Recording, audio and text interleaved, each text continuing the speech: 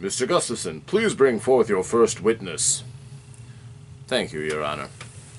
Ladies and gentlemen of the jury, it is my privilege to be here before you today to present my client for your consideration. We will be focusing on one aspect of my client so that you can see with your own eyes the merits and flaws of my character so that you can determine for yourself if you would also like to consider my client for your own interests. My client will serve as the first witness. If you prefer, a witness of character. Hello, ladies and gentlemen. I'm here before you once more to deliver another character witness for you. We are going to continue on our exploration of the Dungeons & Dragons role-playing game.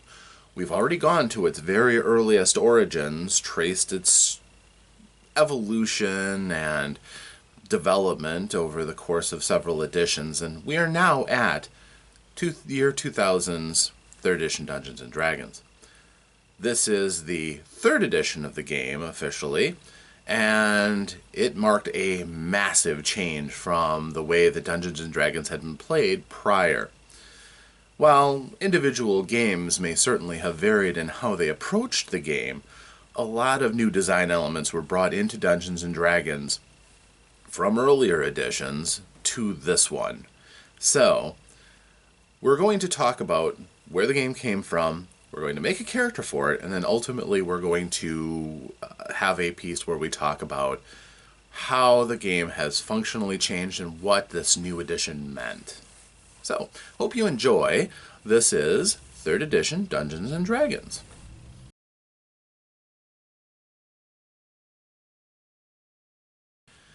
Any discussion of 3rd edition Dungeons & Dragons has to pretty much start in 1997, 3 years before the game would actually come out. In that year, TSR, the company that had originally made Dungeons & Dragons, had been dead in the water, bankrupt, and in deep debt. So, the company, Wizards of the Coast, which was riding high with plenty of money with the success of their Magic the Gathering collectible card game, swooped in and snatched up the company. They bought all of its intellectual property and, I believe, its physical assets as well. They spent 3 years trying to resolve things. They even kept the TSR name going for a while. But 2000 was the year when they launched 3rd edition and officially put an end to TSR completely. This was quite a change in the landscape of role-playing games. TSR had loomed enormously large over everyone else. In fact, they kind of had a rancorous reputation among other elements in the hobby with their strategy of pursuing litigation for anyone who borrowed or seemed to lean too far into anything that TSR had trademarked and copyrighted. They vigorously defended their copyrights against anybody, including folks who would post things on the internet. So TSR had kind of had a shabby reputation. And of course, this was years after people like Garrett Gygax had left, and some of the creative elements of TSR had drifted on their own ways, some of them starting up their own game companies, or only working with TSR from time to time. Wizards of the Coast, on the other hand, well, anyone who follows collectible card games knows about Magic the Gathering. It was an enormous entity on the gaming landscape. And with Wizards of the Coast having so much money from this game and leadership that really seemed to respect the roots of gaming, when it was announced that they had taken over TSR, there was some celebration. Of course, there was hand-wringing and a lot of people nervous about what Wizards was going to do with Dungeons & Dragons, but we were mostly happy that a game company had purchased TSR rather than some nameless, faceless corporation. Of course, eventually Hasbro would come to own Wizards of the Coast, but in general, it seems like they leave the company alone to pursue its creative ends. So, in general, Dungeons & Dragons is still alive and thriving today. One of the major things that happened in this change was that the old guard was gone. The old business model of TSR was seen to be, well, not sustainable. The idea of just cranking out and cranking out more material to sit on the shelves of retailers and to build up huge amounts of backstock that you would just sit on waiting for it to sell didn't seem to be the approach that was going to work in the modern age. Of course, Wizards liquidated a great deal of what was sitting in the back rooms of TSR and fire sailed most of the things in the company. They wanted to start fresh, and 3rd edition represents a massive departure. Although it does own its origins and it does bring up mention of the people who came before who helped design the game, it is clear that they were not just going to copy and paste from 1st edition and 2nd edition, much like the habit of some of the earlier editions was, just taking things wholesale and bringing them into a new edition. This was going to be more of a change even than 2nd edition was from 1st edition. This was going to be completely leaving the mechanisms of the old and moving into something that seemed fresh and new and different. Would this isolate a great number of the community who was still solidly entrenched in AD&D and 2nd edition Dungeons & Dragons? Yes, certainly. There are still people to this day who rail that it was a bad idea going and making another edition. But, quite honestly, Wizards of the Coast seemed to do pretty well with the franchise at 3rd edition.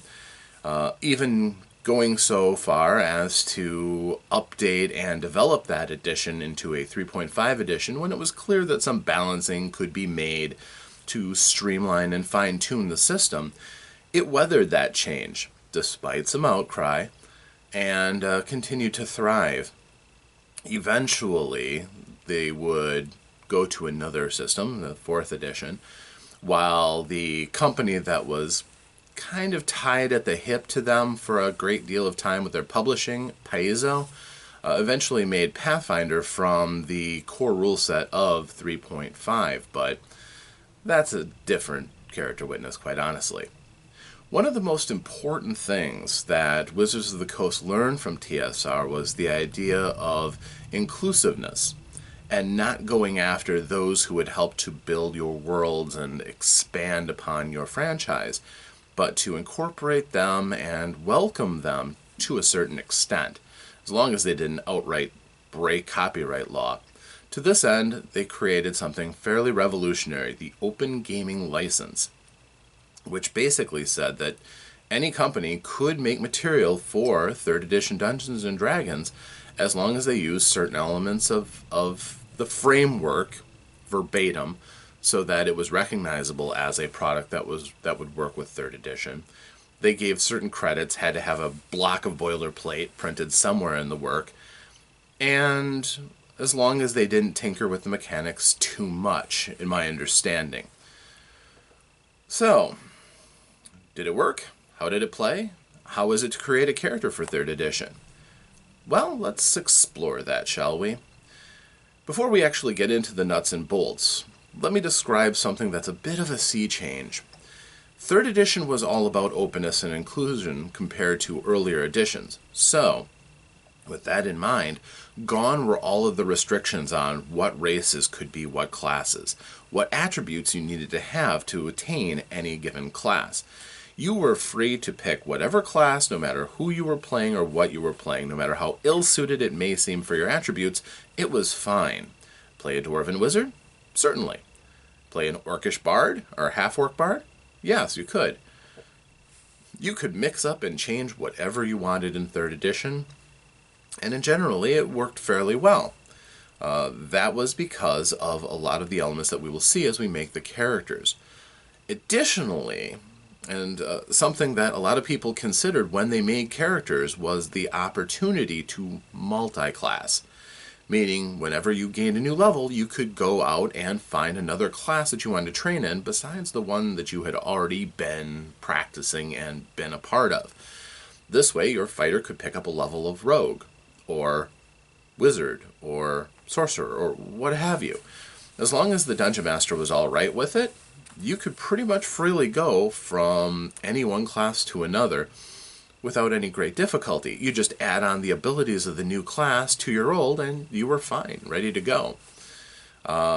This was also quite liberating for those who played any other editions of the game, because quite literally you could hodgepodge together characters and really Frankenstein abilities and powers, and as you went up, some were obvious winners and some were obvious losers. There was, just like in most editions of Dungeons & Dragons, differing power levels and differing synergies that you could make.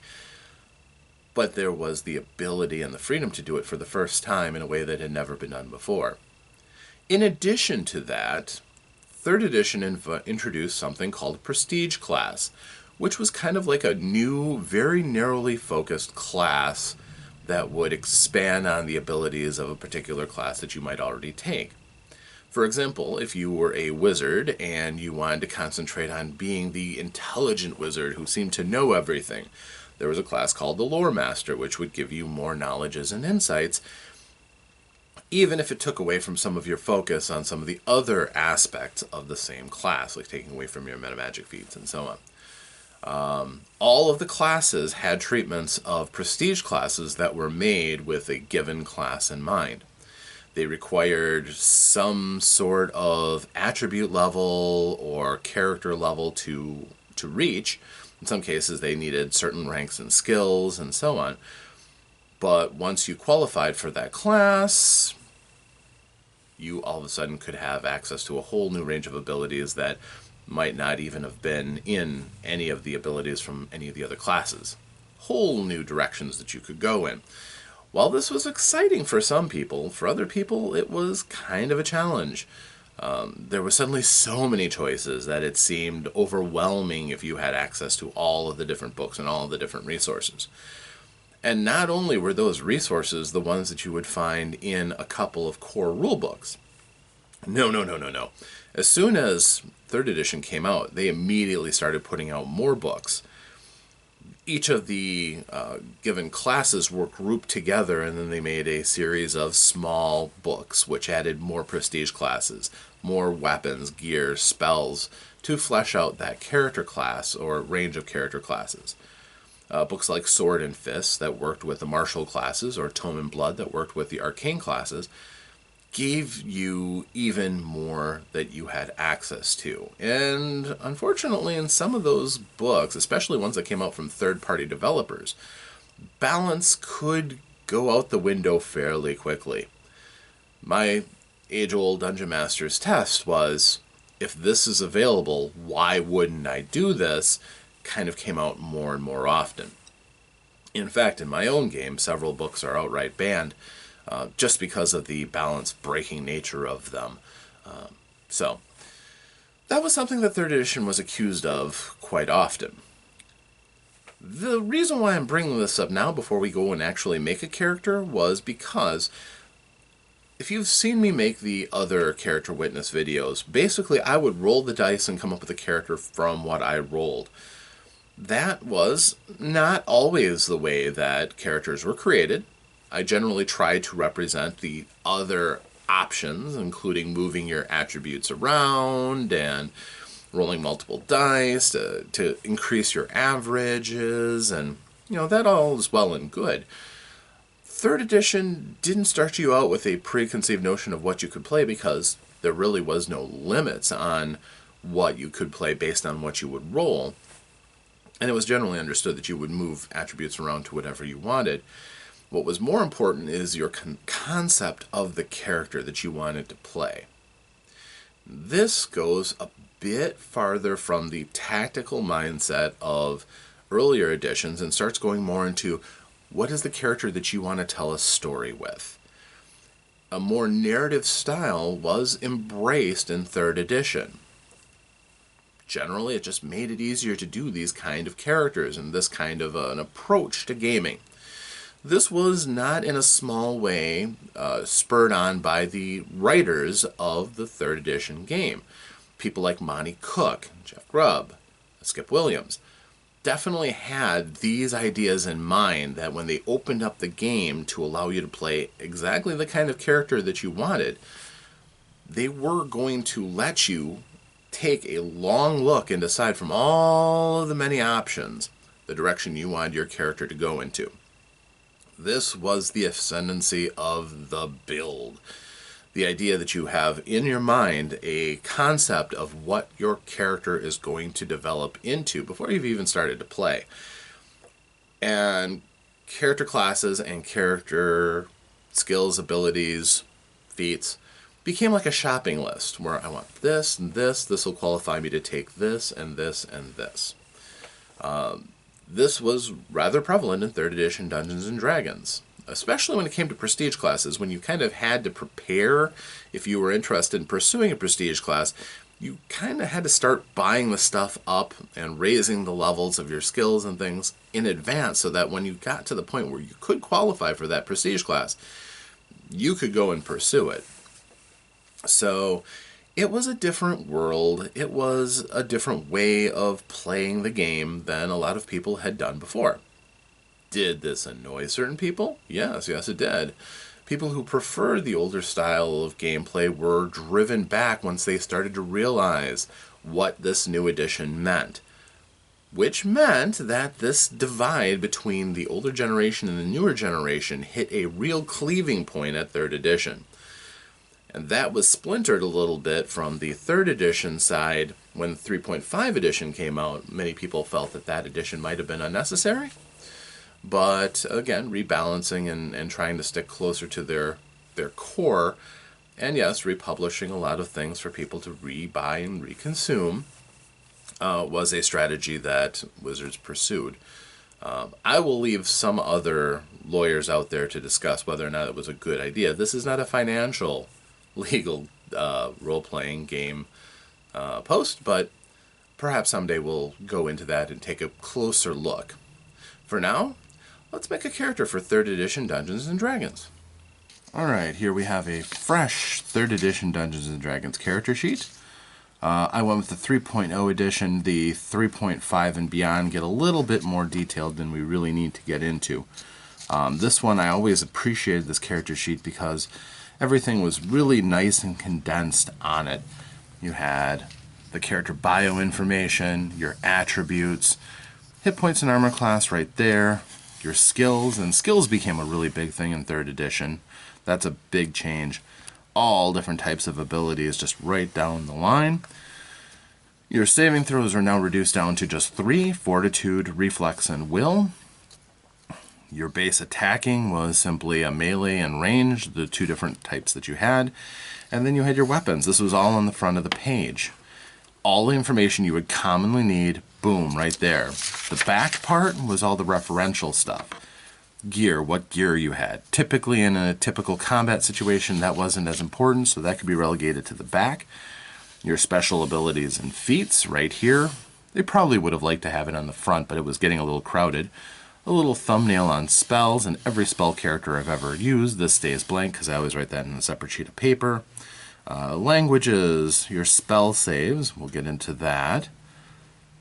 So yeah, this was a very complete and efficient character sheet that I really did appreciate back in the day. I do have a fondness for character sheet design, and this one was one of the good ones. Just one moment to really just kind of show off. This is my original 3.0 edition handbook that I bought in Gen Con of 2000 when they first came on sale. Again, I kind of have to show off. That first Gen Con that it came out, I immediately, one of the first people that I saw right after coming out of the Wizards of the Coast Castle was Dungeons & Dragons co-creator Gary Gygax, and I got him to sign my copy to Rob with all the best witches. It's awesome. I really did kind of feel bad afterwards that I didn't have anything of his own that he had written to sign, but he is acknowledged in here as one of the inspirations. Clearly, his work was the jumping off point for this game. I also have Skip Williams right here, Margaret Weiss, and Tracy Hickman, who are some of my favorite fantasy writers. And certainly with their Dragonlance series, helped push the game quite a bit. Now, unfortunately, this book has been really well loved, and the spine kind of broke on it, so it's usually resigned to sitting on my shelf in case I need a fame rub or something. For those of you not familiar, it's the concept of having a game designer signature that you can rub your dice on and hope the luck will transfer off for you.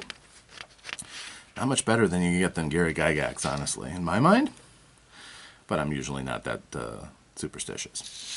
So to create this character, we're going to use the method recommended in the player's handbook, which is rolling 4 6-sided dice and dropping the low. I'm going to use, I know these dice are a little on the small side, so I apologize, but I'll make sure I tell you exactly how they roll. We're going to generate the 6 numbers, which will be our attributes, so we'll see what we get. Wish us luck. We could use some for this series, making a really primo character, so. And we start off with 5551, 15. That's a nice number.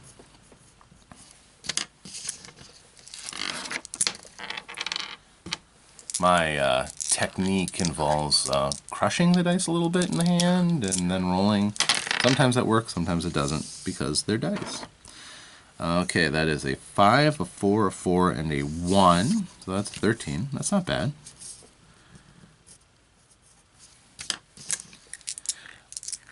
Interestingly enough, the cleaving point for having high attributes in 3rd edition isn't quite as high as 2nd edition. Wherein, for example, if you had a fighter, if you didn't have an 18 strength, you would, going up against somebody with an 18 strength, you would immediately notice a massive drop-off in your abilities.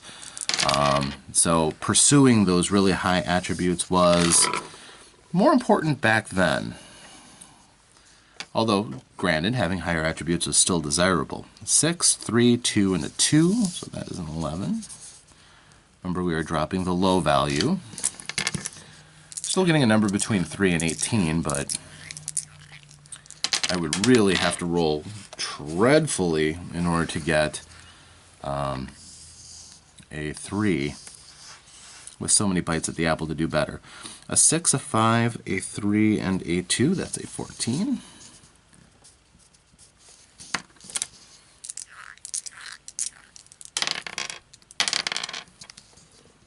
Okay, we have a 6, a 4, a 3, and a 2. That's another 13.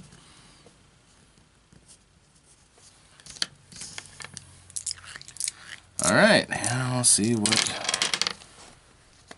we're going to get any luckier. 5, a 4, a 4, and a 3, so another 13. So we end up with a well above average character. Not excessively so, but not bad. Alright, so first of all, we'll think about what we want to play. We have a number of good attributes.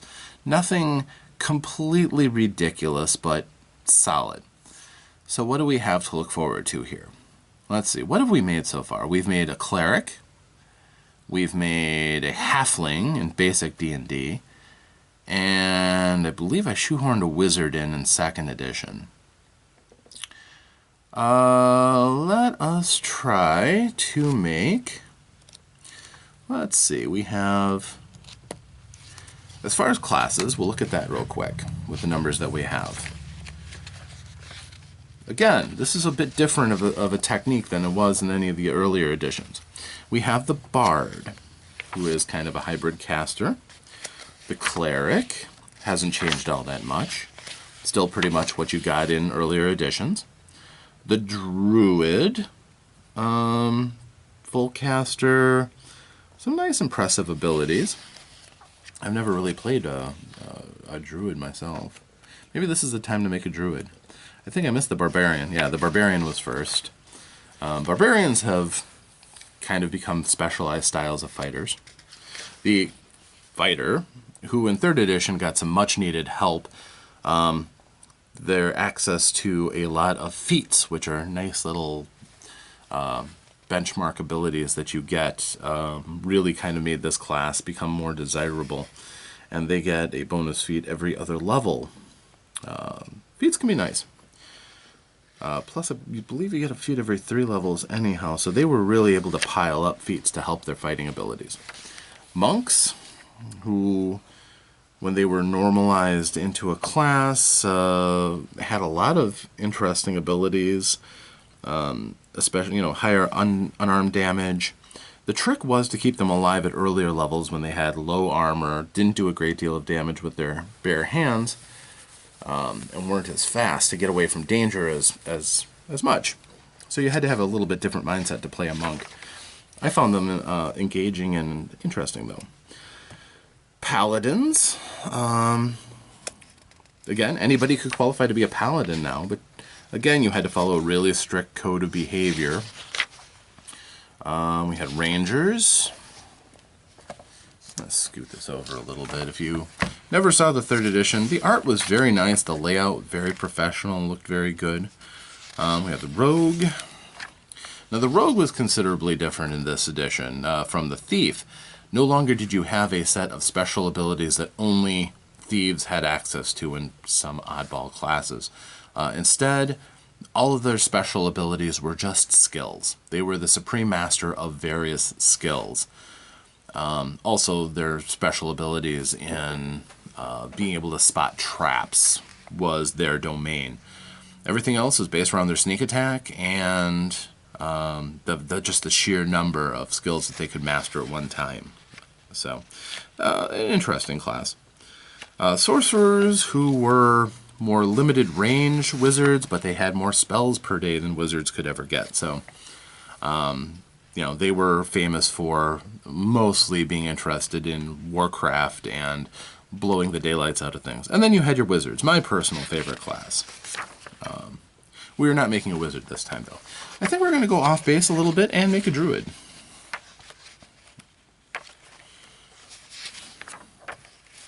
Should be exciting. Like I said, I've never made a druid before. So, the things to know about druids to inform us about our choices is they can fight, they can wear leather armor, and they can use a limited number of weapons. Clubs, daggers, darts, long spears, quarterstaffs, scimitars, sickles, short spears, and slings. Most of those weapons are either wooden weapons, like the club and staff, or related to hunting, like the spear, or harvest, like the sickle. The scimitar is kind of a weird throw-in into that, but for many people, the scimitar has always kind of been the chosen weapon for the druid because it's still an effective weapon. As a matter of fact, much of the art that you'll see, if they don't have some kind of a neat magical staff, they'll oftentimes have a scimitar. And that's how you tell you've got a druid ahead of you. There's spellcasting, which is based off of their wisdom, which is nice. They have to have a wisdom of at least 10 plus the spell's level in order to be an effective caster, which we will have obviously higher than that. First level druid can have an animal companion, that's nice. They have nature sense, bonus language, and several abilities as they go up levels, in addition to full casting. So they can really be effective in a wide variety of avenues. And at 5th level, they get the wild shape, which is when their abilities can really start to take off. So, that's it. Interesting. We would ideally want to have a high wisdom for the spell casting, and other physical attributes might be important. Intelligence, probably not so much, because we'd spend most of our time with nature and less so about worrying about civilized things like all that reading and book lore. Yeah, I think we can make this work. Okay, so in pencil, I am going to fill in writing lightly. The 15 is going to go into my wisdom. I have a 14, 3 13s, and an 11. So I have no real horrible weaknesses. I'm going to turn the intelligence in as the 11. So my character is still above average intelligence.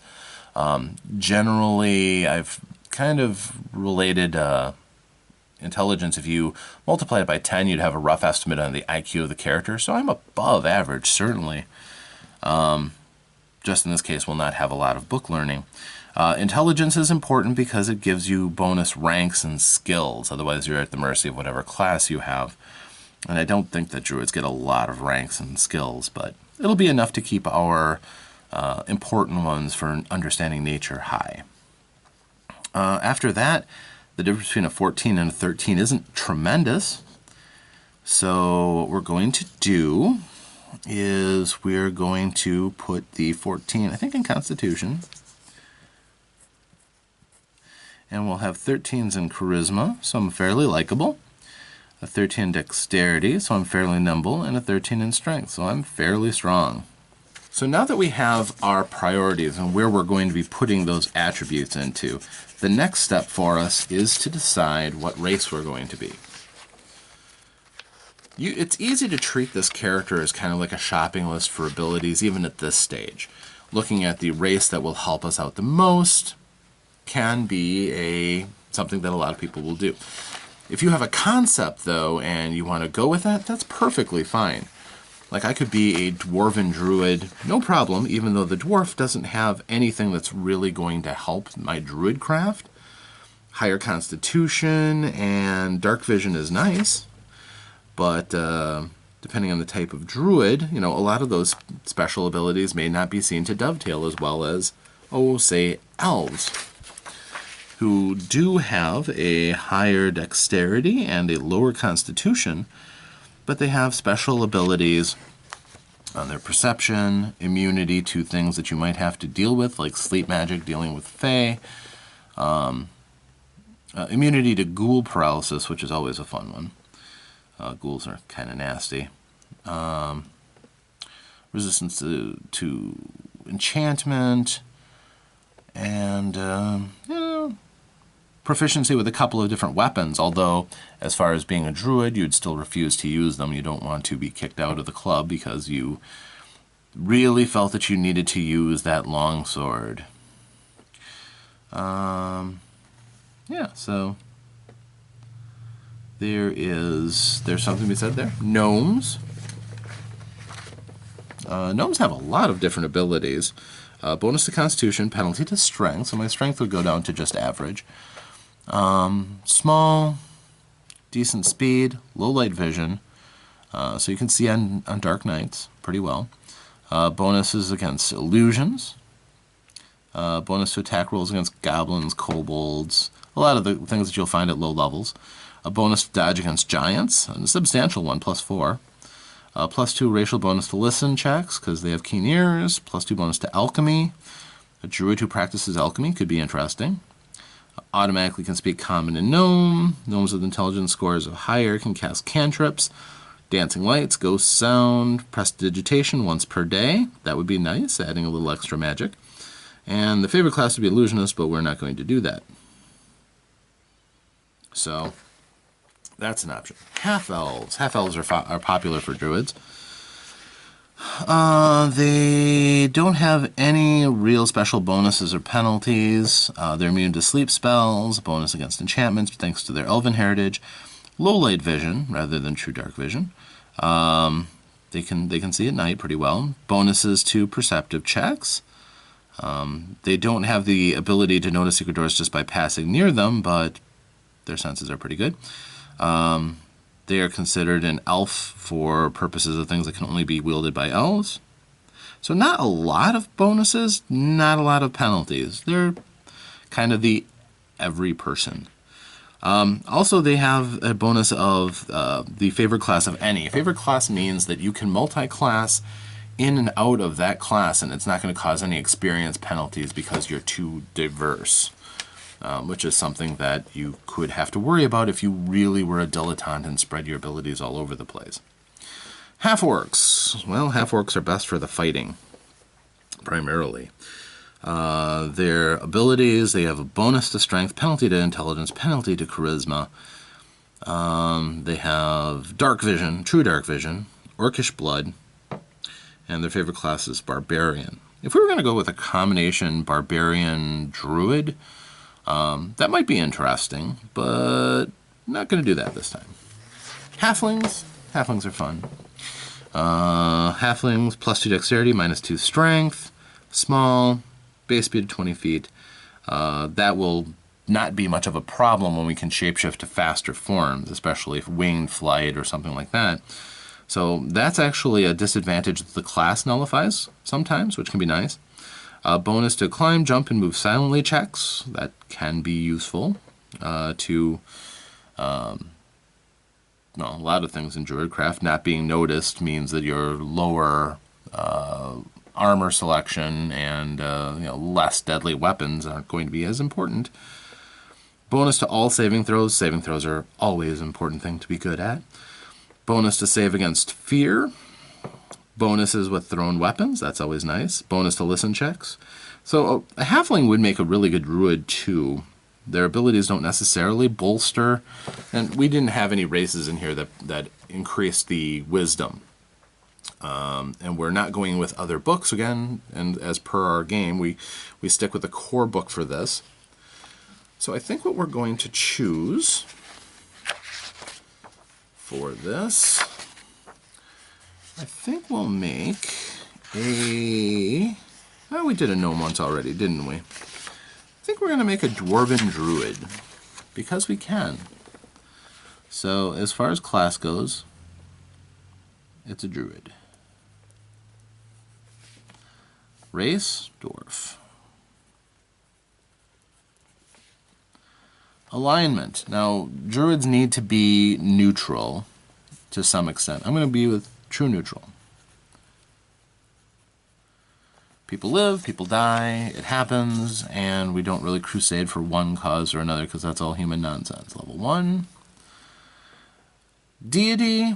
That can vary. We're not going with the specifics of a campaign world at this point. We're just making the character, so... size, my typical dwarf is usually 4 foot, we'll say 4'1". Age, let's say 100 years old. You're a dwarf after all. Gender, you know what? Be a female. Why not? I think I made mostly males at this point, so we can be, oh, size is medium.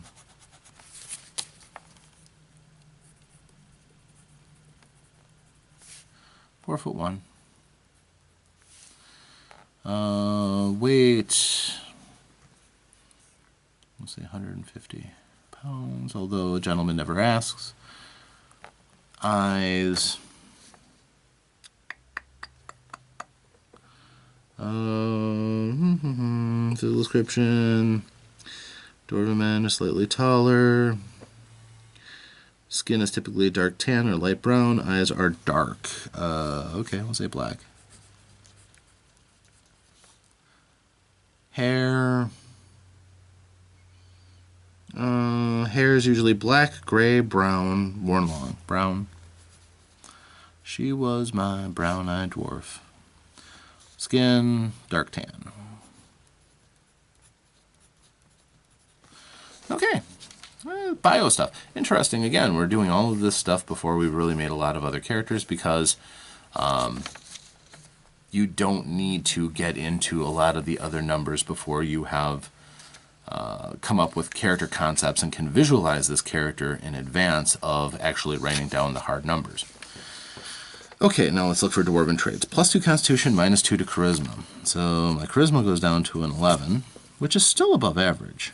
Still likable. Slightly above average, and to a point that it's really not going to change any attributes or any numbers. But +2 to Constitution will bring me up to a 16. So that is now my best stat, which is kind of nice. Medium size, dwarven base speed is 20 feet. Speed, 20 feet. Again, a disadvantage that shape change will obviate at some point, which is nice.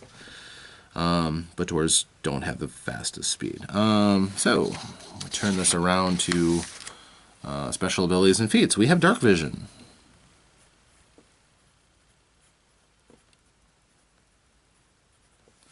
And that is a good out to 60 feet. Black and white only, but otherwise like normal sight. And dwarves can do just fine with no light at all, unless they have to do things like read. Stone cunning, that's +2 racial bonus on checks to notice unusual stonework.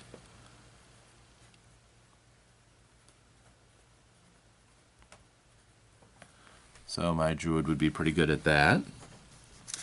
That would be sliding walls, stonework traps, new construction, unsafe stone surfaces, shaky stone ceilings, and the like. So that's kind of nice. Something that isn't stone but is disguised as stone also counts.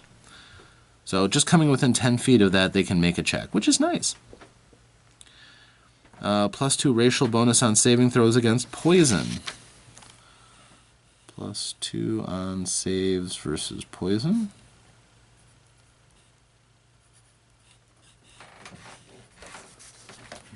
I have to excuse myself. +2 bonus on saving throws against spells and spell-like effects.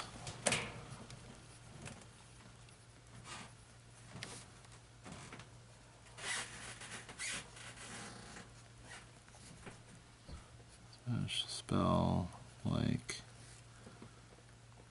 effects. Okay. +1 racial bonus to attack against orcs and goblinoids, which is goblins, hobgoblins, and bugbears. They are trained in special combat techniques that allow them to fight their common enemies more effectively. This is especially important at lower levels. It becomes much less so as you go up, but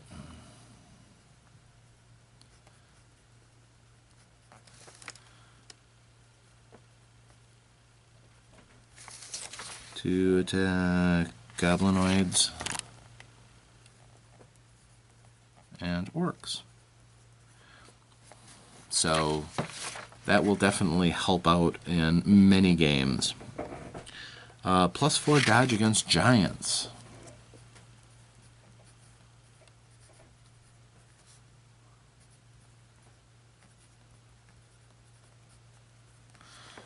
Giants are definitely usually things you don't want to get hit by, so that's a good thing.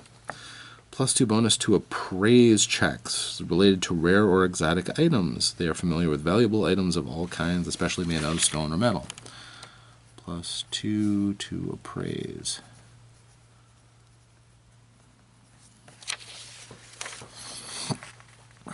+2 to craft checks related to stone or metal.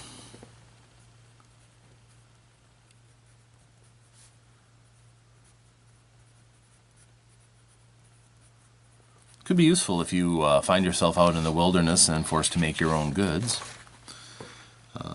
Especially when you have mastery over, the elements and can draw raw rock up for your crafting abilities. And automatically can speak Common and Dwarven.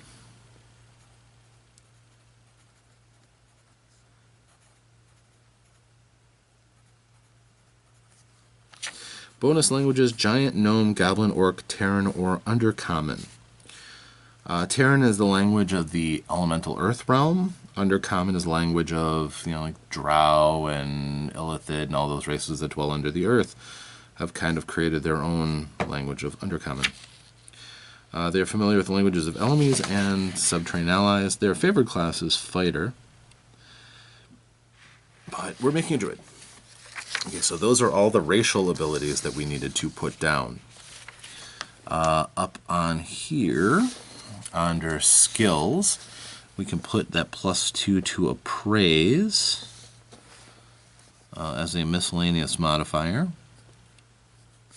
And under craft, we'll put a +2. If we get into a craft, it'll definitely be something that takes advantage of that, I think. Right, the rest of those things are just generally going to be additional modifiers. +2 poison, spells. So that's to remind myself of that. All right, now that we have those numbers down, we can go back to the ability modifiers and bonus spells, and this is just on page 8. But this is one of the important things about 3rd edition that made this game so much easier for people. This unifies all of the attributes under one common mechanic. So there are no longer different tables for different attributes. It's all under one. So that 13 strength gives us a +1 ability modifier.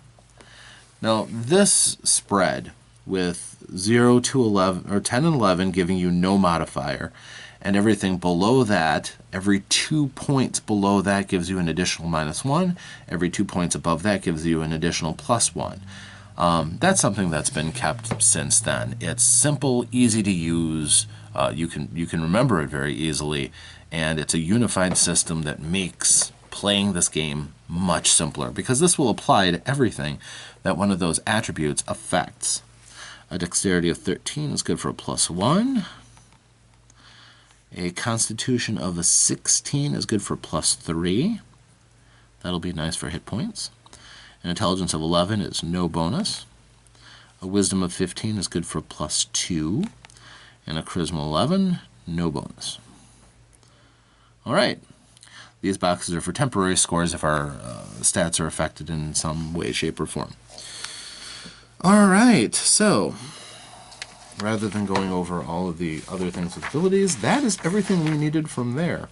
Aha. So, as far as creating your character, once you have the race down and all that other fun stuff, then we go to the class. We open it up to the Druid here. Okay, so powerful spellcasters of nature. They adventure to gain knowledge, especially animals and plants unfamiliar to them, and power. Characteristics. They cast divine spells like clerics do. They also gain an increasing array of magical powers as they gain experience, so that's good. The weapons and armor of a druid are restricted by traditional oaths, not simply training. A druid could learn to use a two-handed sword, but using it would violate the druid's oath and suppress their druidic powers, which is why an elf and their special weapons don't really impact much. As far as a consideration, you're still stuck with the basic allowed weapons. Druids avoid carrying much worked metal with them because it interferes with their pure and primal nature. Okay, they have to maintain at least some measure of dispassion. They must be neutral in some way on the axis, either between good and evil they can be neutral, or between law and caste they can be neutral. I choose to be neutral in both. So my character is just going to be kind of standoffish. Religion, they revere nature gods. Again, that's campaign specific. Backgrounds, their order is invisible to most outsiders who consider them to be loners. They are part of society. Druid may be expected to perform services for higher levels, so there's a pecking order. Druids live in small towns, may live in small towns, but they have to try to spend time in the wild areas, which is cool. Dwarves, halflings, and half-orcs are rarely druids. Now, this is something that's actually been addressed in a couple of supplements, is that there is a thriving ecosystem in the underground areas that dwarves live in, and as such, there are Underdark druids as well. But in this case, it's not disallowed, it's just that it's rare, so we're going to go with this. There's nothing wrong with being a dwarven druid. Gnolls have a fair contingent of evil druids among them. Gnoll druids are accepted by druids of other races if not welcomed. So druids, as long as other people don't start burning down forests, they generally get along with almost anybody. Wisdom determines how powerful a spell they can cast. So my 15 is not bad. Druids get bonuses based on wisdom. Difficulty class of a saving throw against a druid spell is 10 plus the spell's level plus the druid's wisdom modifier. So on the back side here, remember where we had all these spell saves? You have your base of 10 plus saving throw. 10 plus the attribute modifier, which is a +2. So we would have saves versus a 0 level spell would be 12, and then going up by 1 for each level of spell after that. We could fill this in right now. 12, 13, 14, 15, 16, 17. So yeah, that's useful. And we can also look on this chart and see right now that I can cast 3 0-level spells called orisons. In 5th edition, those are called cantrips. So I can do 3 of those in a day, and I can cast 1 1st-level spell a day. I'm going to write that in really lightly because, back to page 8, you are doubly rewarded for a high attribute by getting bonus spells. And at a 15, we could have 1 additional bonus 1st-level spell and 1 additional 2nd-level spell when we get to that point. So we could actually have 2 1st-level spells, and when we can cast 2nd-level spells, we'll have an additional 2nd-level spell we can cast a day. The advantage of having really high attributes in this game as far as a spellcaster goes means your arsenal gets kicked up considerably.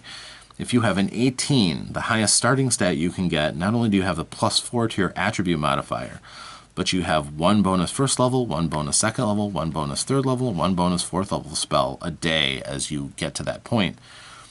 If you can raise your attributes to superhuman levels, the number of bonus spells goes up even more. So yeah, this was a game. High stats are always a nice thing, but this makes me a perfectly serviceable druid. At low levels, I'll have the same number of bonus spells that anybody with a higher attribute of 18 or more would, or 18 or less would have. So, yeah, pretty good there. So I get a couple of spells. That's good to know. Class features, weapon proficiencies. We'll deal with that in a sec. Chaos, evil, law, good, lawful spells. I can cast spells of alignment opposed to... Can't cast spells of alignment opposed to her own. Okay. Well, neutral good druid cannot cast evil spells. I don't have any problem with that. Bonus. A druid may substitute Sylvan for any of the bonus languages. Now, because I have an 11 intelligence, I don't have any bonus languages, so I don't get Sylvan. In addition, a druid knows the druidic language. Funny, he doesn't look Druish. It is a special code tongue so that they can speak amongst themselves, and it is secret and known only to druids, so you can't teach to non-druids. And it has its own alphabet, which is neat. We have the ability of nature sense. We can identify animals and plants with perfect accuracy, and they can tell whether water is safe to drink or dangerous. So nature sense is a special ability. This means if you are traveling with this character, you don't really have to be worried about the inherent dangers of nature, eating the wrong thing or drinking tainted water, which is kind of neat. We get an animal companion. That's cool. A 1st-level druid may play with an animal companion. The animal is one the druid has befriended with the spell Animal Friendship. As such, it can have no more than 2 hit dice. A 1st-level druid may have more than 1 animal companion, as long as the total hit dice don't exceed 2. They can cast Animal Friendship on other animals during play, of course. So I would get an animal companion. There's no room on this sheet for it, but I would, in the margins in this sheet, I would write animal companion. Wolf seems to be a pretty good one.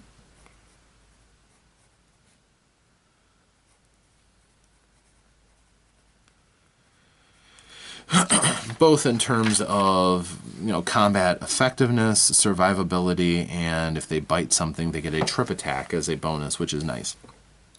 Definitely could work in conjunction with my character. And all the other abilities start at higher levels than first, so we're not going to worry about those right now. Okay, base attack bonus is 0.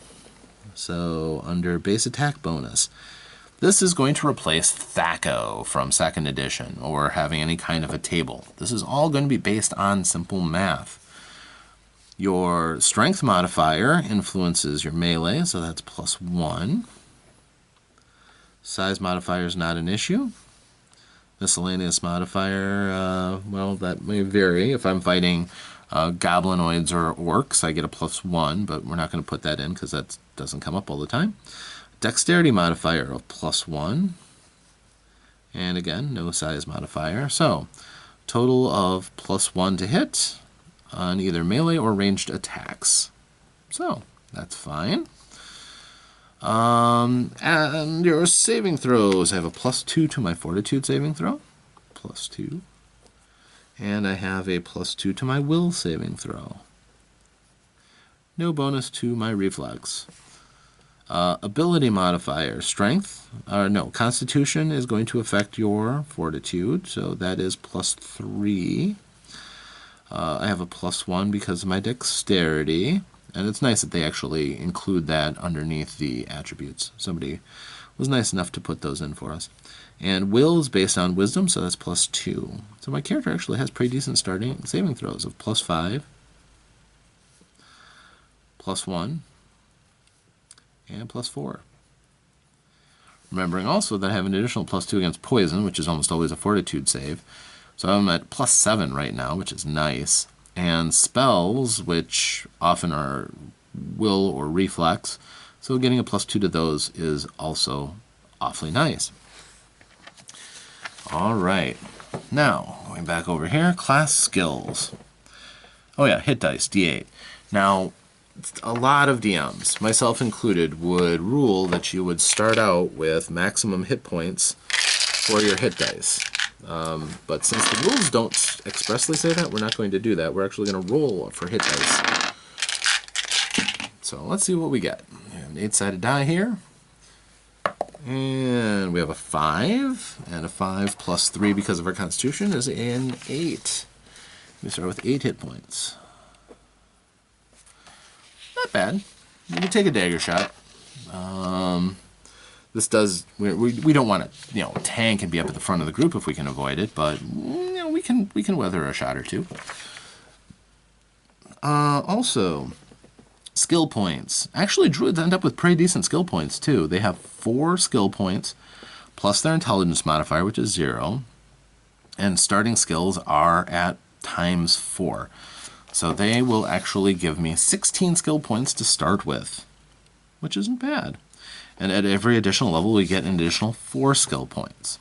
Now, there's a couple of different ways that you can divide up skill points. Some people spread them out willy-nilly, which, is good enough, I suppose. I like to focus and really drill down on what your character is going to be good at, however. Now, a druid's class skills and the key abilities are animal empathy. So we will, I generally blacken in the ones that are class skills. Technically, though, the box says cross-class, so I guess I should. Alchemy is going to be a cross-class for us. Concentration. Also, animal empathy is an exclusive skill, which is kind of cool. So we are not going to be skilled in appraise, balance, bluff, climb. We'll go up to concentration. The climb can be obviated by shape changing down the road. Bluff is a social skill. It's not surprising we don't have it. Balance is a little more odd because your character is going to be a little bit more physical than your typical caster, but that's fine. Again, the right wild shape can make that a non-issue. And appraise, that makes sense. You're not going to be as skilled with things that are of nature removed from that would be valued in civilized society. Okay, craft. Craft is almost always a class skill for everybody because almost anybody can learn to make something. The next one is diplomacy. So decipher script. No. There's diplomacy as a class skill. Cool. Handle animal. That will get rid of disable device, which was what thieves used to use. Disguise. Yeah, druids aren't going to have much use for that, although they can change shapes, so that might actually, again, be something that's kind of obviated. Escape artist. Yeah, druids wouldn't be good at that naturally, but when they can change shape again. Forgery. Yeah, druids wouldn't be able to do that. Gather information. Not their specialty. We get to handle animal. Okay. Heal. That's the next skill. So good. They're good at healing. Intuit direction. So not so much at the hiding. Innuendo. Intimidate. Although they may end up doing that from time to time. Intuit direction, so they don't get lost. Intuit direction is a skill that is kind of trivial and eventually gets absorbed into an overarching survival skill down the road. But if you're going to be the, master of trackless wastes, then that's not a bad thing to have. Knowledge of nature, so no jump. Knowledge of nature, so knowledge arcana, no. Knowledge architecture and engineering, definitely no. Geography, no. Local, no. History, no. Nature, yes. Is that the only knowledge they get? Knowledge nature, yes. So nobility and royalty, they don't care. Knowledge the plains, nope. Knowledge religion, not so much. The next one they have is profession, which is, profession's kind of an interesting one in that it does let them, take up a craft of some sort that does not make things. But you wouldn't think a druid would have a lot of opportunities to do that. But some of them do live in town, so maybe as far as a profession of shopkeeper, if they sell natural herbs and remedies and such. Scry. Okay, so they don't learn read lips. Ride. They do learn scry. That's neat. Again, something that not a lot of people get. So only spellcasters who can actually spy on people with magic. Spellcraft, so no search. Sense motive. We get spellcraft because they do learn how spells. Swim, we get swim. So not spot, but we do get swim. Wilderness lore is the last one. So they don't get tumble. Use magic device. Use rope. But they do get wilderness lore. All right, so we have 16 points to spread between the skills. And you can get at most 3 plus your current level number of points that you can put in. Each point raises that rank of a skill. So what I generally do when I'm making a character is I put 4 points into as many skills as I can. In this case, that would be 4. So my character could have a 4 in animal empathy. That's 4 ranks. 4 in heal. It's a good one for people. I don't really want to handle animals so much as far as train them. Although it might be nice with animal companions, so we'll put 4 ranks into that. And knowledge nature. Profession, everything is fine, I guess. By default, I wouldn't be too bad at it, even if I don't put ranks into it. Swimming, again, eventually I'll be able to shape change into things that swimming won't matter anymore. Wilderness lore is something that I would definitely want to put points in at some point. As a matter of fact, I don't feel comfortable with the handle animal. So I'm actually going to put 2 ranks into that. I'm going to put 2 ranks into wilderness lore. Okay, so now the thing is we would go down the line, adding our ability modifier based on the key ability of each attribute, and just go down the line, boom, boom, boom, boom, boom, boom, boom, boom, boom, filling in all those numbers to eventually figure out what our total skill modifier is. So if you don't mind, I will just, in a wave of video magic. Alright, after doing all of that, we find out that my skills range anywhere from 0, and that's going to be anything based on intelligence or charisma, to +1, which are things going to be modified by my strength or dexterity, +2 for things that are going to be modified by my wisdom or by a little bit of training, eventually going up by to as much as I have a few +4s, which are a little bit of training plus, well, a lot of training, really. Most of them are not going to be heavily modified by my good attributes, which are Constitution. So, +4 is the most that I have at the moment for any of my skills. To do any of these skills, basically, I would tell my Dungeon Master that I want to use the skill, and I would roll a 20-sided die and add the skill modifier to it. Very simple, same mechanic for everything. There's no percentile dice like there was in 2nd edition, 1st edition, and so on. And boom, the Dungeon Master has a target number. If I can hit or beat that, I succeed. If I don't, then I had failed. Simple, easy, works for everything the same way, which is kind of nice. Also, they've got, for noted crafts, you can make your own things, which is useful for some characters who really have aspirations to do that. My character isn't focusing on that right now, so that's where we're at for that. My character is not a huge skill hound, so with average intelligence and average charisma, most of my skills for dealing with other people or knowing things are not going to be modified. It'll be just a straight D20, find out what I know, what I don't, or what I can get away with and what I can't. But that is all of the information that I needed for my druid, aside from stats for the wolf and which spells I'm actually going to pick. Now we will go to gear, because that's an important thing.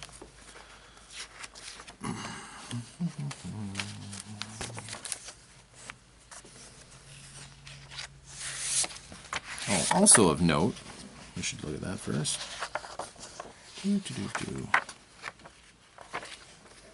Just looking ahead for the class, we see that at second level we get Woodland Stride, being able to pass through woodland without having to worry about any of the annoying effects of traveling through the woods. Trackless Step, where we leave no trace or trail and can't be tracked. Although if you're traveling with a group, that they can be tracked, so that doesn't help as much. Resist Nature's Lure, where you can get a bonus to saves against things like dryads, nymphs, and sprites. And then the Wild Shaping starts. At 5th level, we can wild shape once a day, then twice a day, 3 times a day. At 7th level, that could be really nice. We can go up to a large wild shape when we get to 8th level. We get immunity to venom at 9th level. Wild shape 4 times a day at 10th. Wild shape down to tiny size, so you're talking your little sparrows and things at small. Wild shape into dire creatures at 12th, and that can become a very powerful combat ability. 1,000 Faces, which allows you to basically change your image so that you can pass as another at a certain level. So you can change you can look exactly as you want to, as if using Alter Self. Wild shape 5 times a day. Wild shape to huge creatures. Timeless Body, you no longer suffer ability penalties for aging and can't be magically aged. Although you will still die of old age when you hit your time, you don't get weaker as a result. You can turn to an Elemental once a day if you hit 16th level.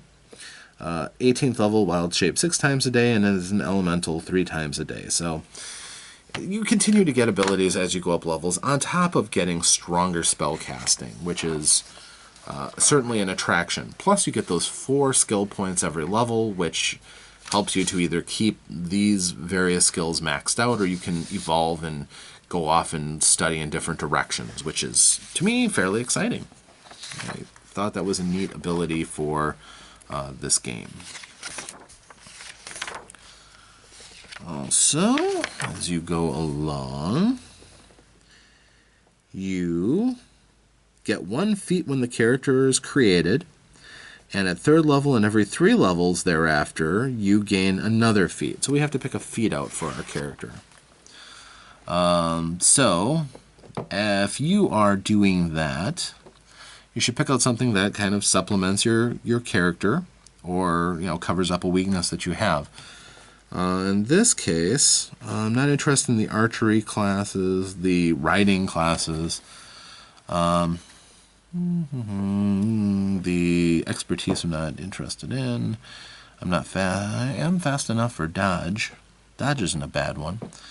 Alertness, I'm not high enough for ambidexterity. Picking armor proficiencies doesn't pay. Blind fighting would only be useful in limited circumstances. Power attacking, I don't have a high enough bonus to really get a benefit out of that. Although down the road I certainly will when I can change forms, but for right now, no. Improved unarmed strike. No. Iron Will, leadership, lightning reflexes. Okay, weapon proficiencies don't work because we're already trained in everything we'll ever use. I think what we would probably take, because I hate being surprised, I really do. I think we're going to take as a feat alertness.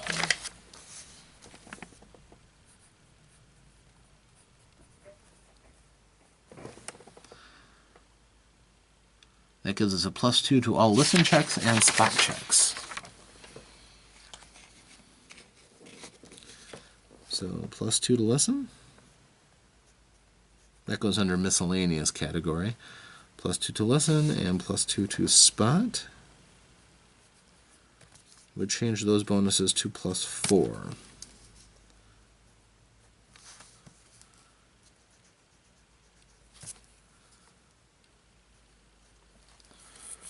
So that might help us survive an ambush or something nasty.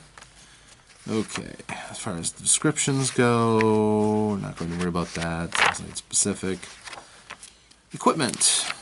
Druids get 2d4 times 10 gold pieces in starting gear. I just happen to have 2 4-sided dice right here.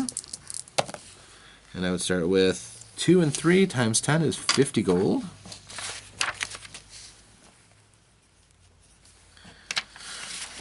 So, as far as that would go, we would want a scimitar. Scimitar, Druid allowed 15 gold, does 1d6 damage, has a crit range of 18 to 20. Okay, so we would take a scimitar.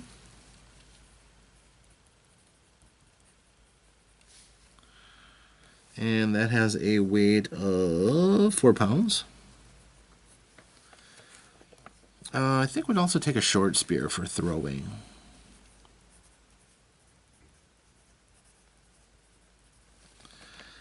And that is a simple weapon.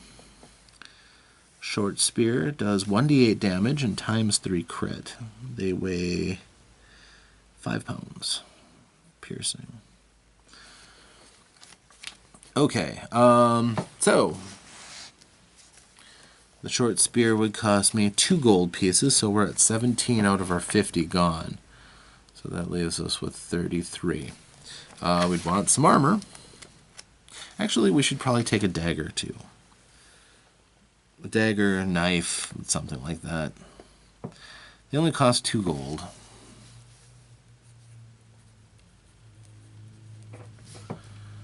And they weigh what? A pound? 2 pounds? 1 pound. Okay, so we're still traveling pretty light. And that costs 2 gold, so we're down to 31. Alright. We need armor. We'll come back to that table when we go to fill in our other information. Now, this game had a huge selection, well illustrated too, of all of the different weapons that were allowed. The illustrations and the art for 3rd edition was definitely one of its strengths. The layout came to be one of the most copied styles of layouts, with the framing graphic, and then on the back of it is kind of a grid layout reminiscent of a map, which is kind of neat. And the lines actually help to sort out and make these lists and tables a little easier to read. I did think quite a bit of the style. Now, okay, we can only wear armor that's not metal. That is mostly going to be your leather armor or your padded armor. You could go up to hide armor, however, which isn't terrible. So at 15 gold, I guess we could go with hide armor.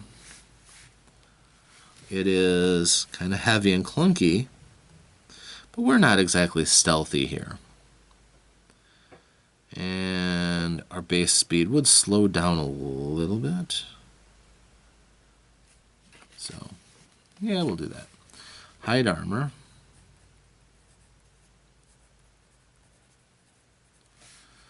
Hide armor weighs 25 pounds. But that gives a +3 to my armor class, which it can use. I guess we'd also take a shield, too.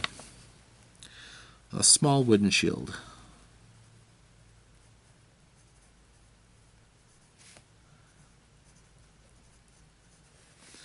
Small wooden shield is 3 gold. Weighs 5 pounds. So that's 15, 16, 17, 18. That leaves me with 14 gold after getting my weapons and equipment. Okay, that's my weapons and my armor. The rest of my equipment. Again, we don't want to carry a lot. Okay, hide armor, by the way, for those who are looking. Looks like this, just patches of leather that have all been put together in a suit. Nothing particularly fancy, although this is pretty well worked for hide armor. I would normally expect to see like some fur worked into it or such. It's not as refined as leather, but not bad. Okay, gear. The ubiquitous backpack. Gotta carry stuff. And for a druid who favors having their hands free, I would definitely want one of those. That weighs 2 pounds. We're down to 12. Now, most of what a druid needs to do their work is they need the right herbs to infuse their stuff. But they generally can get those without too much difficulty. I don't think there's anything really that need to be bought. Thieves' tools, thieves' chest, spell cast. However, a spell component pouch is not a bad thing, because they will have spells that require components. And this allows them to easily gain access to what they need. That weighs 3 pounds and costs 5 gold. So we're down to 7 gold. Musical instrument, holy symbol, holly and mistletoe.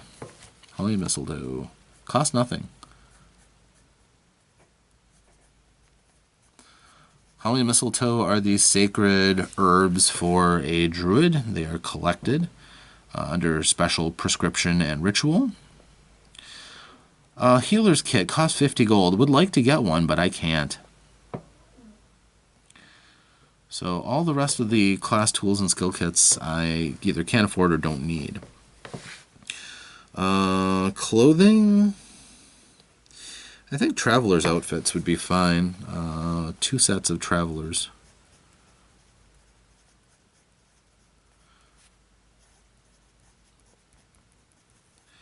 They weigh 10 gold total. But having my clothes and then a clean change of clothes for a druid who doesn't have a lot of time for laundry, not a bad thing. As far as food goes, my character is going to rely on nature and not on carrying around iron rations or anything, so I'm not going to worry about that. Also, being able to find clean water should not be a problem for this character. I think we are going to keep the remaining 7 gold depending on what we need in a given situation. There's nothing that I see here that absolutely needs to be on my character. I have dark vision, so the need for lighting is minimal. Well, maybe the 50 feet of rope. Nah, I think we can do without that. So we are going to sit pat on 7 gold pieces. Again, no need for food, no need for water, because I can scrounge anything that I need. I think, in general, that should work out pretty well. So it seems a bit minimal, but really, when you have clothes, you have the stuff for your spell casting, a backpack, and your arms and armor for a druid, you're pretty well ready to go. Likewise, you don't need horses or mounts or anything at low levels, usually, so, okay. Going back, we can start figuring out all the rest of the stuff. So, for example, initiative is dexterity modifier +1, so +1 initiative. Base attack is 0. Armor class, armor bonus is +3. Shield bonus, small shield gives +1. Dexterity modifier of +1. No size modifier, and I don't have natural armor. Miscellaneous gives me an armor class of a 15 to start with. Respectable, if not fantastic. If I thought I was going to get into fights more often, I probably would have spent the extra 4 gold pieces to get a large wooden shield. but that gold might be useful. It's something to upgrade into as we go. Armor spikes, gauntlet, shield. Yeah, we don't need any of that stuff. As far as the weapons go, we can write those numbers down.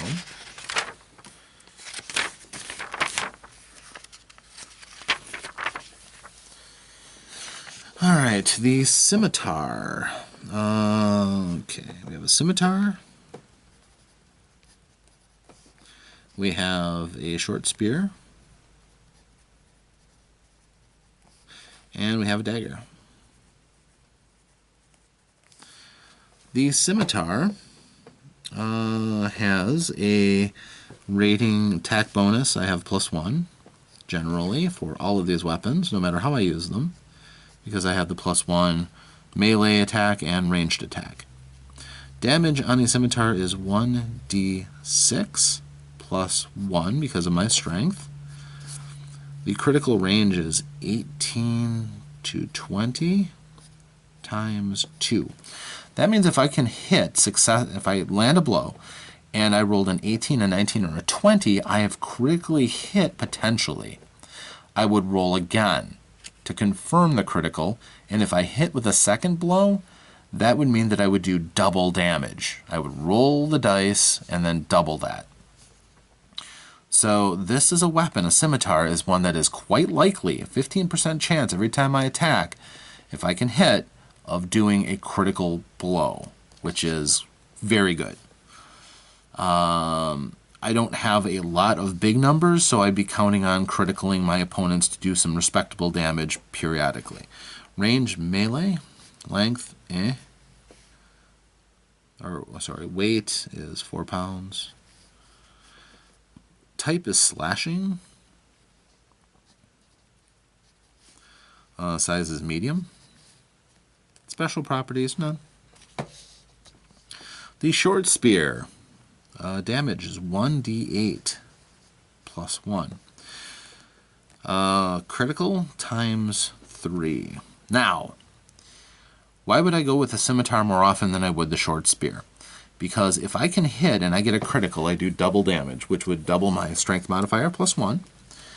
And I have a pretty reasonable chance of doing that on any given attack. My short spear does more base damage, and if I can roll a natural 20 and then I can confirm the critical, I would do triple damage as that piercing weapon drives into the enemy's vitals, which is nice, certainly. You could do a very respectable amount of damage doing that. However, it doesn't happen as often. It's 3 times less likely to happen. So I generally like to have, and that is considered a large weapon, I like to use a scimitar at short range with my shield. Also, because this is a large weapon, you would need 2 hands to wield a short spear effectively. So if I have a row of people in front of me, I can poke around them with a short spear. So good if I'm fighting with another fighter. Tactically, that's a smart move. But I want to be fairly careful to keep myself defended too, and the extra potential of having that critical makes the scimitar a nice weapon to use. Now the short spear can be thrown. It has a range increment of 20 feet. So an enemy up to 20 feet away I can throw my spear at. If they're farther than 20 feet, I start suffering range increment penalties depending on how far away I try to throw it. But yeah, it's certainly an option in my arsenal of things that I can do. Dagger basically does 1d4 damage, +1 because of my strength. Critical, 19 to 20 times 2. So again, twice as likely to critical as a short spear. And it would do double damage if I can successfully crit, if I roll that 19 or 20. Range on a dagger is 10 feet. Not as aerodynamic as a spear if you know how to throw, but still an effective weapon. Daggers are all about the piercing. Daggers are not knives, wherein a knife has a sharp edge and is used for slicing. Daggers are used for the stabbing. But since they can be used in hunting and stuff, it's fine for druids. Size is small. And no real special properties there. These aren't magical or have any other talents or tricks. Alright, so my armor is hide armor.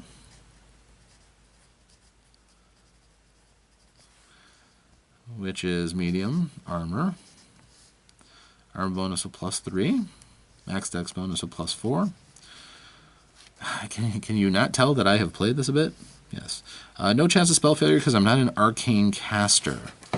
That is an important thing. Clerics can wear armor, no problem. Spellcasters, if they start getting an armor, if they don't have a way to mitigate it, they have a chance that their spell can just fizzle because it's clunky and gets in the way. Armor check penalty is -3 with an additional -1 for the shield when I'm wearing it. Speed, 15 feet. Does slow me down a bit. And weight is 25 pounds. No special properties. The shield, small wooden shield. Armor bonus +1. Weight is 5 pounds. No spell failure problems. Interesting thing. A wizard can pick up shields and have only a fairly small chance of spell failure, especially if they have a magical shield and only suffering a 5% chance of spell failure. Some wizards would choose to do that without much problem. Okay, I don't have anything that uses ammunition. I don't have to worry about that. This character sheet should be completely filled out unless I am missing anything. Most of the rest of the stuff are things that can happen or come out as a result of gameplay, marking down notes and things of that nature.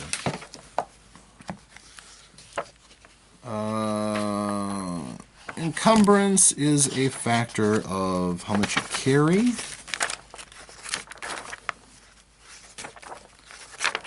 Large section on combat. That's a big part of the game. Attacking, special attacks, yay. Carrying capacity. I have a 13 strength. Yep. 13 strength up to 50 pounds is a light load. No problem. Where I am currently at, too, by what I have. 25, 35, 45. Actually, no, I'm not. I am in medium load. 51 to 100. And 101 to 150. Lift overhead equals your maximum load, so that'd be 150 that I can press. Lift off the ground is 2 times your max load, so 300 I can tug off the ground. And pushing or dragging is 5 times the max load, so 750. So I can drag up to 755 times max load. Wow. Okay.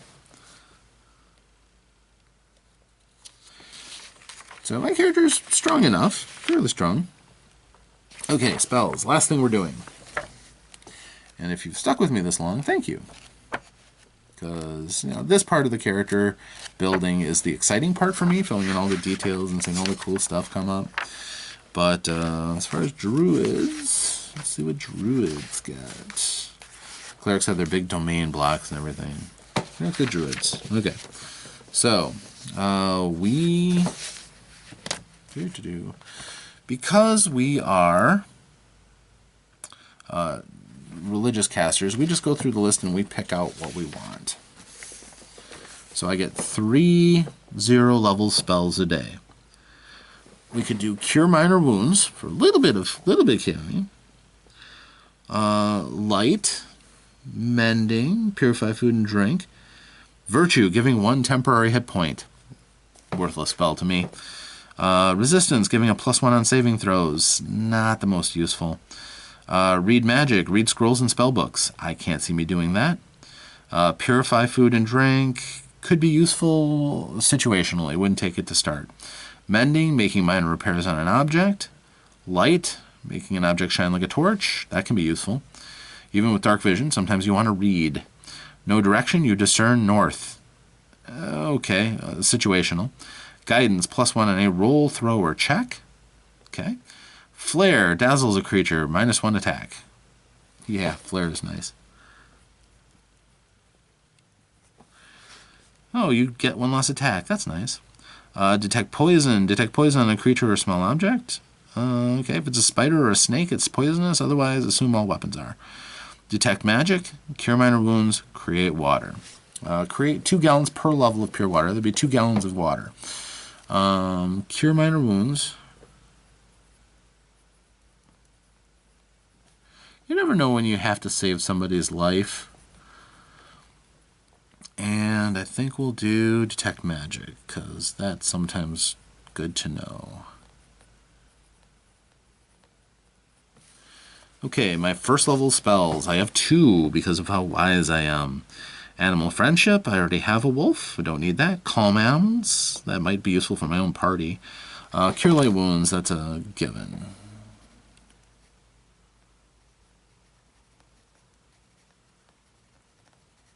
I usually just abbreviate that as CLW. CLW. Detect animals or plants. That's called sight. Detect snares and pits can be useful in the right circumstances. Endure elements can be very useful in the right circumstances. That allows you to ignore 5 points of damage per round from one energy type, including things like acid, heat, or cold. Entangle. Plants entangle everyone in a 40-foot radius. That is a great control spell.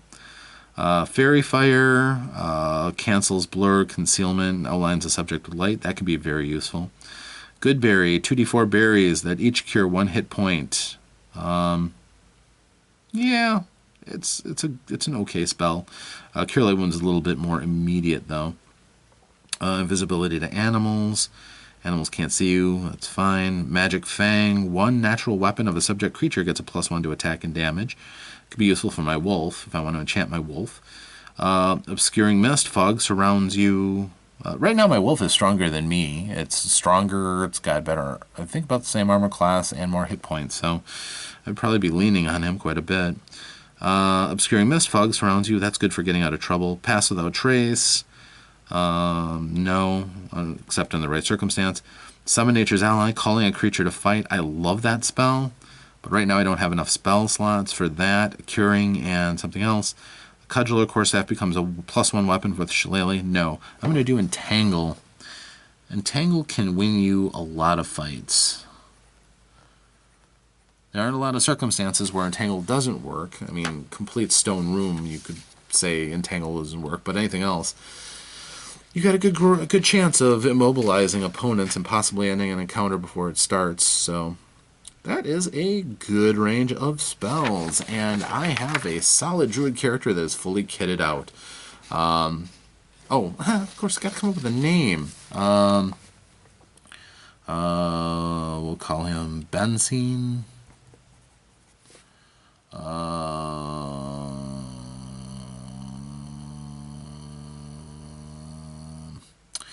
As a druid, he's kind of a non-traditional dwarf. So we'll give him kind of a mocking name that he has embraced. Call him Dirtbeard. Dirtbeard. Other dwarves would mock him for that, but Benzine Dirtbeard. All right, we have a full character. Let's see what we've discovered from all this, shall we? So as you can see, making a character for 3rd edition was quite a bit different from making it for the other editions. This was a game that was about choices. Your character could be anything as you imagine that character to be. Limited only really by whatever you might have rolled, possibly, changing your perception of certain things. Had I rolled a lot of really high stats, he could have been just a brick, solid, muscled, massive, powerful dwarf.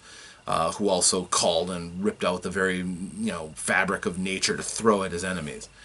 In this case, the character is competent but not excessively powerful. So again, probably more somebody who works in conjunction with nature a bit more humbly. Strong but not overly so. Quick but not overly so. not rude and rough, but certainly somebody who's not going to charm your pants off. This is a person who is intelligent but not trained in a lot of things, so they're very good at, the nature and the aspect that they dwell in without dominating a lot of other disciplines. They're going to fit very neatly into a nice niche and help everybody else make those trips through nature with a lot more care and a lot safer, and make their roads easier. This is a character that will fit in well with a party with an ability to heal others. But when it comes down to a fight, being able to throw a spear and then move up with a sword and scimitar, decent enough armor to possibly weather battles against weaker creatures, and maybe survive a shot against something a little bit tougher. Certainly, lots of kind of holes in the defense. This is not a character that is good in every avenue, but solid enough in a lot of things that, this character could possibly, survive a couple of levels, gain more power. By the time you get up to wild shape, a lot of the disadvantages that he has being a dwarf druid can tend to disappear as his supernatural abilities start reaching their peaks. Druid spells in 3rd edition do change. They're no longer just kind of copies of almost everything that the cleric can do with a couple other unique spells. They get a lot of spells that really tie them into nature, many of which have been cobbled together from the expanded spell books from earlier editions that have been themed towards nature and seem to fit the druid, making them stand out as something more than just a flashy nature druid. The ability to wild shape down the road kind of becomes the druid's signature ability, and it's not surprising that that is when a lot of the prestige classes can kick in, which can amplify their shape-changing ability, what they could shape-change into, or go in a completely different direction if you're playing a druid that isn't as interested in the shape-changing. But that is kind of one of the key focuses. But what did we learn about making a character? Well, first of all, we learned making a character in 3rd edition is a lot of shopping, basically. It's buying and choosing things, partially how they can benefit your character, but if you want, how it can fit your character's, your mental image of your character to make just the character that you want. There's so much range and latitude that if you want to make your Conan character, for example, who's a brilliant warrior, but he's starts out as a barbarian and then he learns to fight as a professional, picks up a few thieving abilities here and there, you can do that in 3rd edition much easier than you could in any other game. You really could make that character that borrows from lots of different avenues. Are there disadvantages to doing that? Yeah, there are in some ways. But in general, as long as you keep your character balanced and know what you're shooting for, a lot of cases you can make exactly the character that you want. And a lot of the special abilities and ranges of things that you could do were really exciting.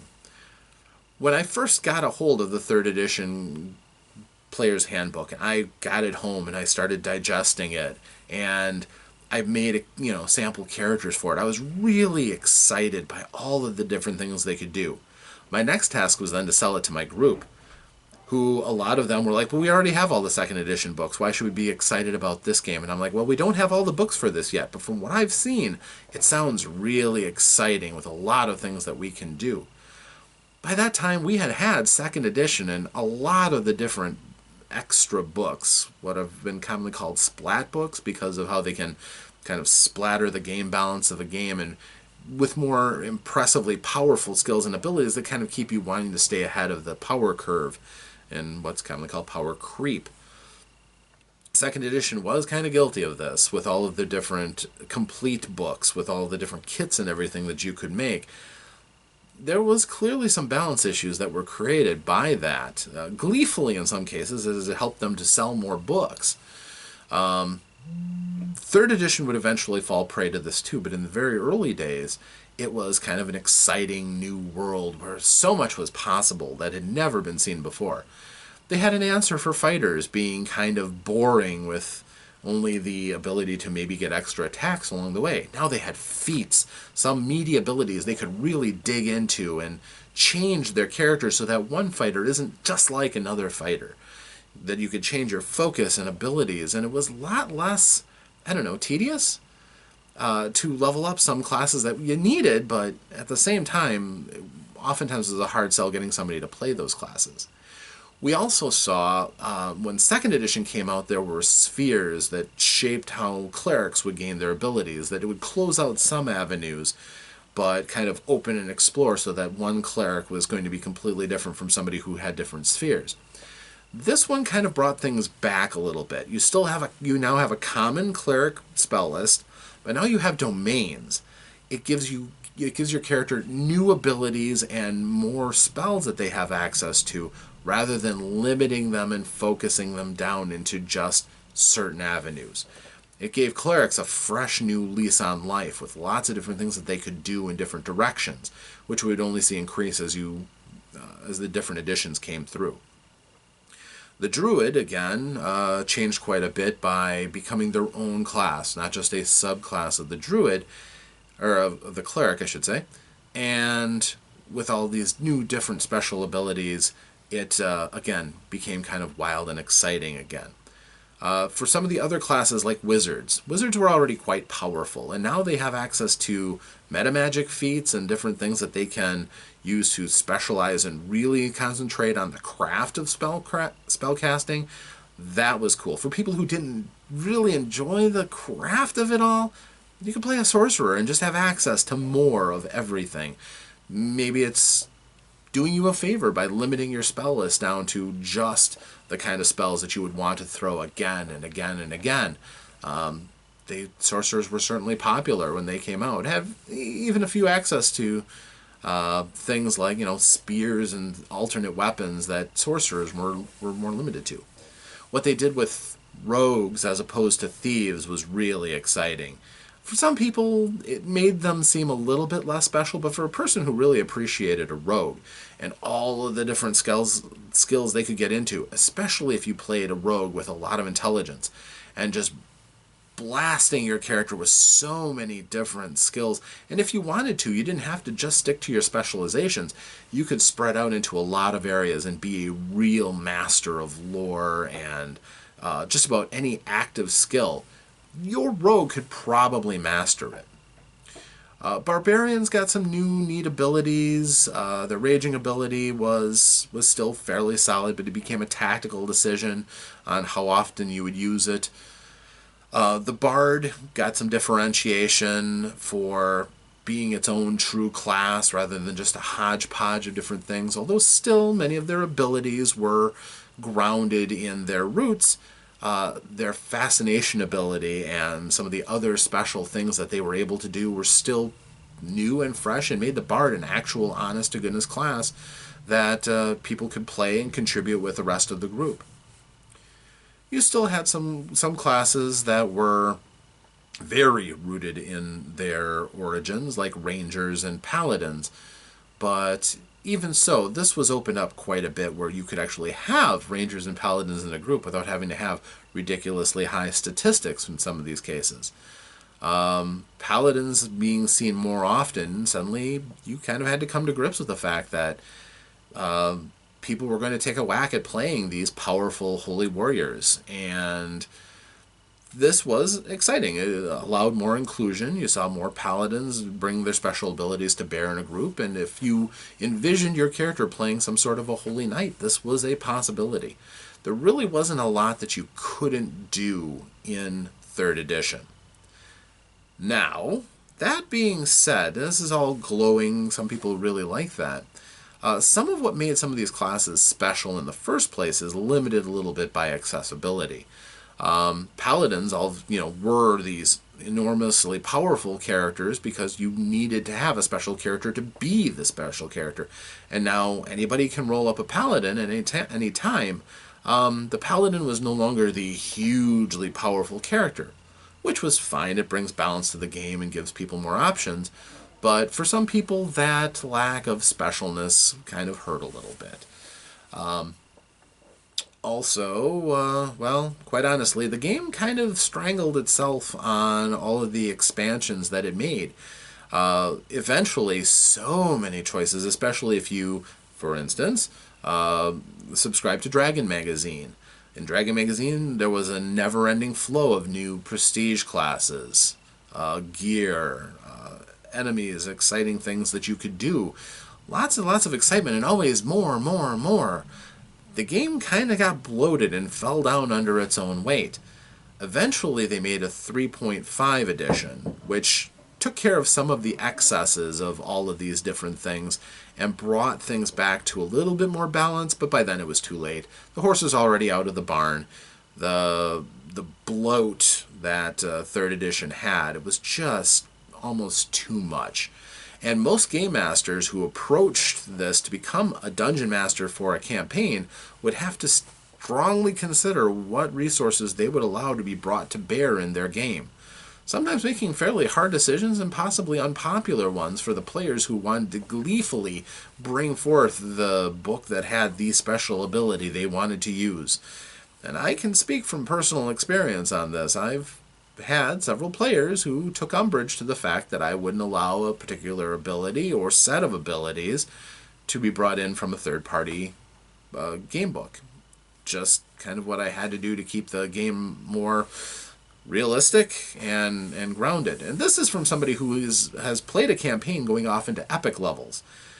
Again, the idea that you can do anything in the epic book, you literally could do just about anything. If you were good enough, your character, for example, being a normal human, could, with an escape artist check of, say, 50, could slip through a gap as small as an inch. Physically impossible? Yes.